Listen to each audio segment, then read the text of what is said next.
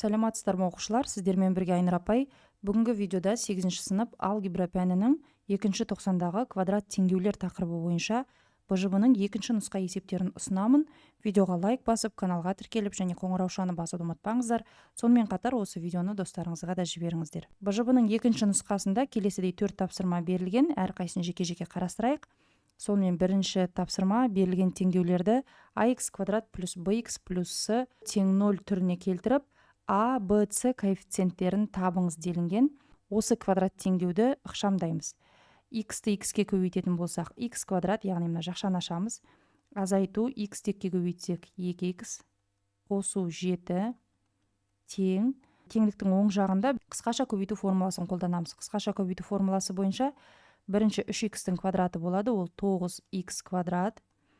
Екеуінің арасында азайту болғаннан кейін азайту қоямыз.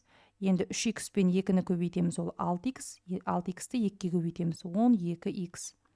Және қосу 2-ның квадраты, ол 4. Бұл жерде енді дәрежесі үлкен санды қараймыз, ол 9x квадрат, теңдіктің оң жағында тұр. Олай болса, теңдіктің сол жағындағы өрнектердің барлығын оң жаққа қарай ауыстырамыз. Және ол кезде олардың таңбалары қарама-қарсыға ауысады. Енді 9x квадраттан бастап жазайық. 9x квадрат минус 12x қосу 4, яғни теңдіктің оң жағындағыларды жазып алдық. Енді сол жағындағылардың барлығын көшіріп әкелеміз. Минус x квадрат қосу 2x азайту 7. Таңбасының барлығын қарама-қарсыға ауыстырдық, өйткені теңдіктің оң жағына ауысқан кезде қарама-қарсыға ауысады деп айттық. Ары қарай тең 0. Енді ықшамдаймыз. 9x квадрат азайту x квадрат, ол 8x квадрат. Және минус 12x қосу 2x, ол минус 10x. 4 плюс 4 және минус 7, ол минус 3. Тең 0. ax квадрат плюс bx плюс с тең 0 түріне келтірдік. Енді коэффициенттерін жазатын болсақ, a дегеніміз ол x квадраттың алдында тұрған сан, яғни a тең 8-ге. b дегеніміз x-тің алдында тұрған сан, яғни ол минус 10-ға тең. Және с ол жеке тұрған бос мүше, ол минус 3-ке тең. Келесі екінші есеп. a тапсырмасында 3y квадрат минус 10y қосу 3 тең 0 квадрат теңдеудің түбірлерін табыңыз дейді. Бірінші осын тауып алайық. a тапсырмасында көшіріп жазайын. 3y квадрат минус 10y қосу 3 тең 0. Түбірлерін табу үшін бізге дискриминант қажет. Дискриминант арқылы табамыз. Оның формуласы b квадрат минус 4ac. b дегеніміз минус 10-ға тең. Минус 10-ның квадраты ол 100. Азайту 4, көбейту a дегеніміз 3-ке тең. с дегеніміз ол да 3-ке тең. Сонда 100 азайту 4-ті 3-ке көбейтсек 12, 12-ні 3-ке көбейтсек 36. 100-ден 36-ны азайтсақ 64. 64 дегеніміз ол 8-дің квадраты. Енді y1-ді табатын болсақ, мына минус 10 енді плюс болып кетеді, яғни 10 қосу, түбір астында 64 ол 8 болып шығады. 1-ден 8 деп жазамыз. Бөлу 2a. a дегеніміз 3-ке тең, яғни 2-ні 3-ке көбейтсек 6. 10-ға 8-ді қоссақ 18 бөлу 6 болады, ол тең 3-ке. Енді y2-ні табатын болсақ, 10 азайту 8 болады керісінше, бөлу 6. 10-нан 8-ді алсақ 2, оны 6-ға бөлеміз. 2 мен 6 2-ге қысқарады, 3 қалады, 1 қалады, сонда y2 3-тен 1-ге тең екен. Түбірлерін таптық. Енді b тапсырмасы. m-нің қандай мәндерінде mx квадрат қосу 10x қосу m тең 0 теңдеуінің 1/2 түбірі болады дейді. 1/2 түбірі болады дегеніміз, яғни x1 мен x2 бір-біріне тең болу керек. Немесе бір түбірі ғана болады деп айтамыз. Олай болса mx квадрат қосу 10x қосу m тең 0. Біздің берілген квадрат теңдеуіміз. Енді осының бір түбірі ғана болу керек. Квадрат теңдеудің бір түбірі ғана дискриминант 0-ге тең болған кезде ғана болады.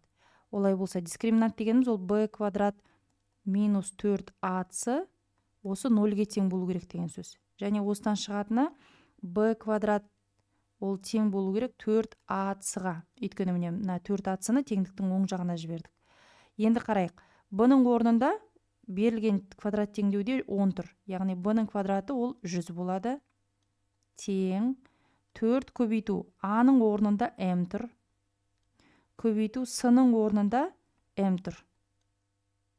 Яғни, екеуінің орнын ауыстырып жазатын болсақ, 4m квадрат ол тең 100 болып тұр. Осы жерден m квадратты табатын болсақ, 100-ді 4-ке бөлеміз. 100-ді 4-ке бөлсек, 25 шығады ғой. Ал 25 дегеніміз, ол қай санның квадраты? Өйткені мына жерде m-нің квадраты деп тұр. Яғни 25 те ол бір санның квадраты, ол 5-тікі. Сонда m ол 5 болуы мүмкін, немесе m-нің орнында минус 5 болады.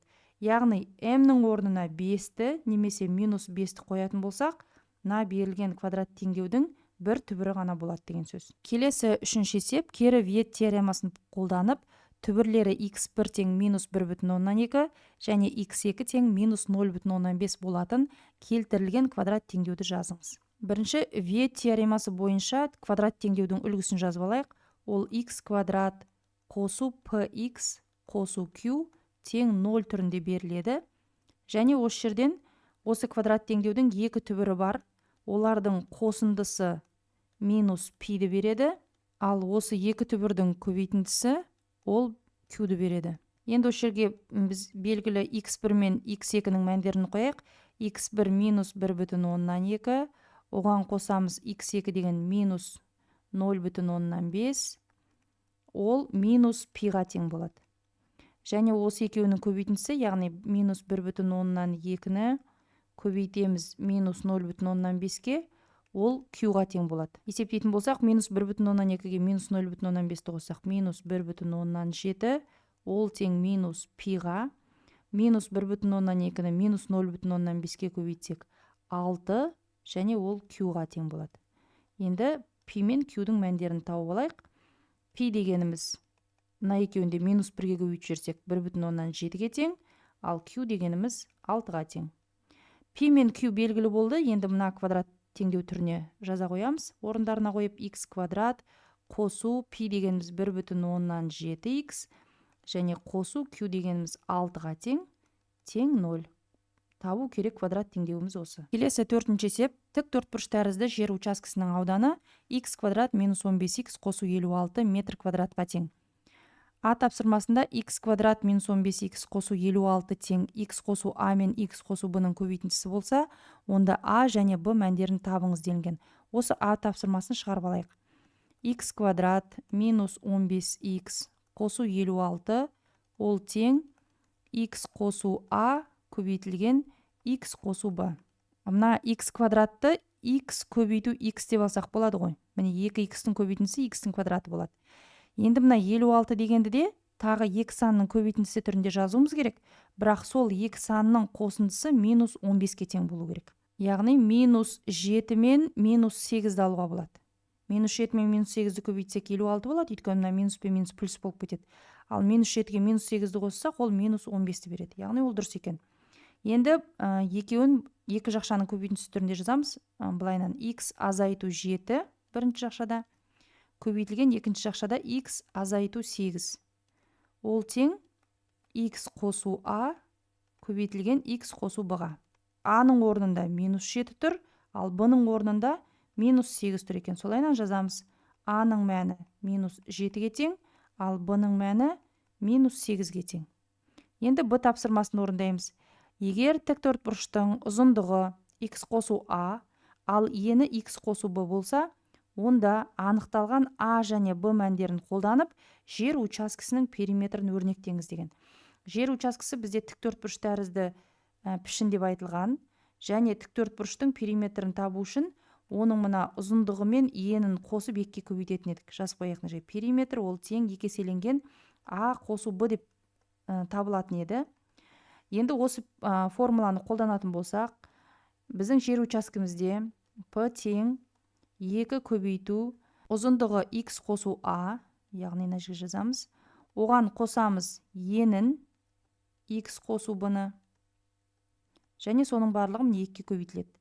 Енді осы өрнекті ықшамдайық. Олай болса 2 көбейту, мына жақшаны ашатын болсақ, бізде ешқай жерде минус жоқ, бәрінде плюс тұр. Яғни таңба өзгермейді деген сөз x қосу a қосу x қосу b болып қалады. Тең 2 көбейту x пен x-ті қоссақ 2x болады. Қосу a қосу b. Ықшамдап алдық, енді а мен б-ның мәндерін орнына қоямыз, өйткені есепте бізде солай айтылған. Анықталған а және б мәндерін қолданыңыз деген. 2 көбейту 2х, а дегеніміз -7, б дегеніміз -8. Сонда 2 көбейту 2х, -7, -8 дегеніміз -15 болады. Жақшаны ашатын болсақ, 2-ні 2х-ке көбейтсек 4х, -15-ті 2-ге көбейтетін болсақ, -30. Сонда жер учаскесінің периметрі ол 4х азайту 30-ға тең екен. Осылай өрнек түрінде қалтырамыз, өйткені х-тің мәні бізге белгісіз. Осымен балалар, бүгінгі қарастыратын есептеріміз аяқталды. Есептердің шығарылу жолы түсінікті болса, видеоға лайк басып, каналға тіркеліп және қоңыраушаны басуды ұмытпаңыздар. Сонымен қатар осы видеоны достарыңызға да жіберіңіздер. Ал мен сіздермен келесі видеоға дейін қоштасамын. Сау саламатта болыңыздар. Сіздермен бірге болған Айнұр апай, оңай математика каналы.